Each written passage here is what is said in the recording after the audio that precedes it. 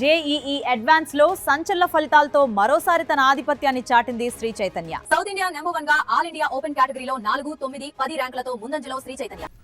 డిఎస్సిపై YCP తప్పుడు ప్రచారాన్ని ఖండిస్తూ రెవల్యూషనరీ స్టూడెంట్స్ యూనియన్ ఆర్ఎస్యు తిరుపతిలో ఆందోళన చేపట్టింది.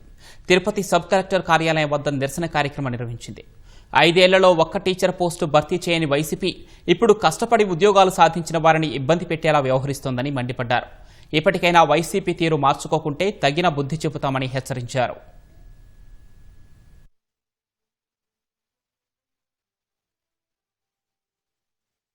నీవు ముఖ్యమంత్రిగా ఉన్నప్పుడు 2019 నుంచి 24 వరకు నువ్వు ఎట్లా డిఎస్సి నిర్వహించలేదు. మరి ఈరోజు కూటమి ప్రభుత్వం నిర్వహించింది. మరి నిర్వహించిన కూటమి ప్రభుత్వం ఉద్యోగాలు ఇవ్వడం జరిగింది. సంవత్సరం తర్వాత నువ్వు ఏ ఆధారాలు లేకుండా నీ రాజకీయ స్వార్థం కోసం ఈరోజు తప్పుడు ప్రచారం చేస్తూ ఉన్నావు. నువ్వు నిరుద్యోగులకు అనుకూలమా వ్యతిరేకమా?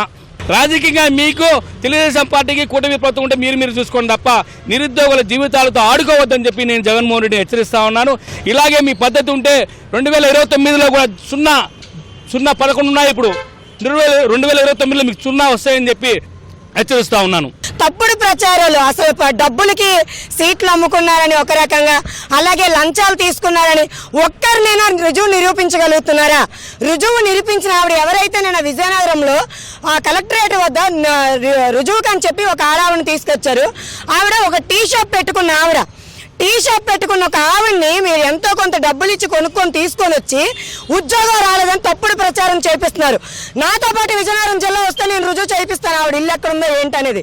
అంత తప్పుడు ప్రచారం చేస్తున్నారు అంటే మీరు కూటమి ప్రభుత్వ అధికారుల మీద బురద చల్లడం కాకపోతే దేనికి పనికొచ్చింది? ఇప్పుడు ఈ 16,000 కుటుంబాలు కూడా ఏదో రకంగా రోడ్డెక్కాలి, వాళ్ళ ఉన్న ఉద్యోగాలు కూడా పోగొట్టుకోవాలి, ఎవరు కూడా చదువుకోకూడదు, నమ్మకంగా ఉండకూడదు, మేము చెప్పిన మాట వినుకొని మా కాలు కింద బానిసాల్లా బతకాలి అన్న ఆలోచన మీరు మళ్ళీ చేస్తున్నారు. మీకు ఒక్కటే చెప్తున్నాము, వైఎస్ఆర్సీపీ పార్టీకి కానివ్వండి, అలాగే పార్టీ అధినేతకు కానివ్వండి, తప్పుడు ప్రచారాలు చేస్తే మాత్రం మీకు అడ్డుకట్ట వేయడానికి రెవల్యూషనరీ స్టూడెంట్ యూనియన్ ఎప్పుడు కూడా ముందుంటుంది. 16,400 ప్రభుత్వ ఉపాధ్యాయ పోస్టులు భర్తీ చేసింది. దాన్ని ఈరోజు సంవత్సరం తర్వాత వచ్చినటువంటి వైఎస్ఆర్సీపీ తప్పుడు ప్రచారాలు చేస్తూ దీంట్లో అవకతవకలు జరిగినాయని చెప్పి చెప్పడం ఇది చాలా బాధాకరమైన విషయం అని చెప్పి తెలియజేస్తా ఉన్నా. చూసుకున్నట్టయితే మొన్నట వైఎస్ఆర్సీపీ అధికారంలో ఉన్నప్పుడు ఉద్యోగాలు లేక కువైట్కి, దుబాయ్కు, ఖత్తర్కు, బయట దేశాలకు పోయి ఉద్యోగాలు చేసుకుంటా ఉన్నటువంటి పరిస్థితి. ఈరోజు తెలుగుదేశం ప్రభుత్వం అధికారంలోకి వచ్చిన తర్వాత డిఎస్సీ కావచ్చు, లేకపోతే ఉద్యోగాల భర్తీలు చిన్న పరిశ్రమలు వస్తున్నాయి. ఆంధ్రప్రదేశ్ రాష్ట్రానికి మళ్ళా తిరిగి వచ్చే సమయంలో ఈరోజు నిరుద్యోగులందరూ కోచింగ్లు తీసుకున్నటువంటి పరిస్థితుల్లో ఈరోజు వాళ్ళ మనోభావాలు దెబ్బతీసే ప్రయత్నం చేస్తా ఉన్నది.